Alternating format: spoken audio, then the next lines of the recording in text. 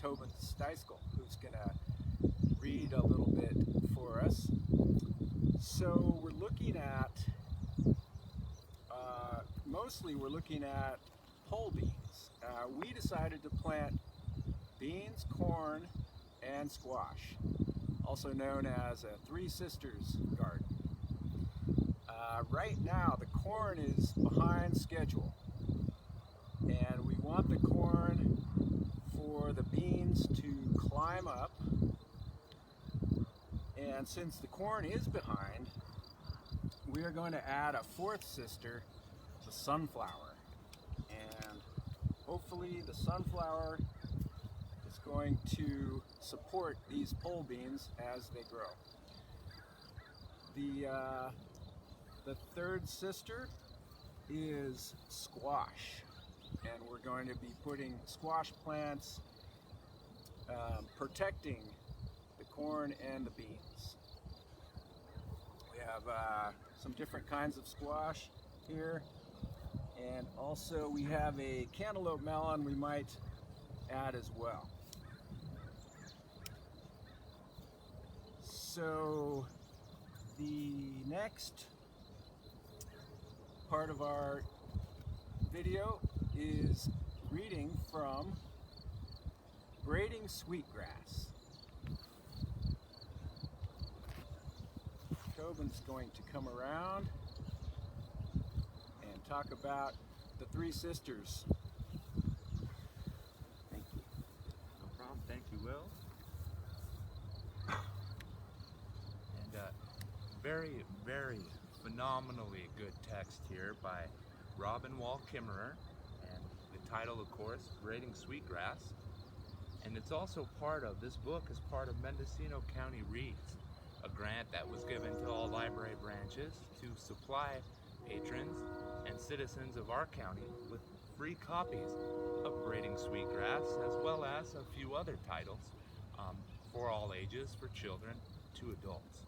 But we felt that reading a little bit here from Braiding Sweetgrass by Robin Kimmerer would definitely describe what the Willits Branch Library, what the Seed Library is trying to do here with planting this bed in the Three Sisters. So this is from the chapter actually entitled The Three Sisters, and it starts with, "The corn is the firstborn and grows straight and stiff. It is a stem with a lofty goal. Laddering upward, leaf by long-ribbed leaf, it must grow tall quickly. Making a strong stem is its highest priority at first. It needs to be there for its younger sister, the bean. Beans put out a pair of heart-shaped leaves on just a stub of a stem, then another pair, and another, all low to the ground. The bean focuses on leaf growth while the corn concentrates on height. Just about the time the corn is knee-high, the bean shoot changes its mind, as middle children are wont to do. Instead of making leaves, it extends itself into a long vine, a slender green string with a mission. In this teenage phase, hormones set the shoot tip to wandering, inscribing a circle in the air, a process known as circumnutation. The tip can travel a meter in a day, pirouetting in a loopy circle dance until it finds what it is looking for, a corn stem or some other vertical support. Touch receptors along the vine guide it to wrap itself around the corn in a graceful upward spiral.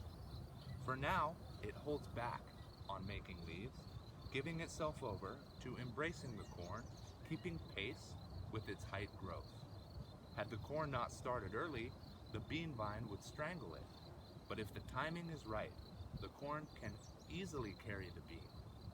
Meanwhile, the squash, the late bloomer of the family, is steadily extending herself over the ground, moving away from the corn and beans, setting up broad-lobed leaves like a stand of umbrellas, waving at the ends of hollow petioles.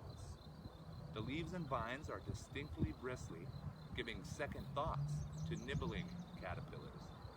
As the leaves grow wider, they shelter the soil at the base of the corn and beans, keeping moisture in and other plants out. Native people speak of this gardening style as the Three Sisters. Thank you.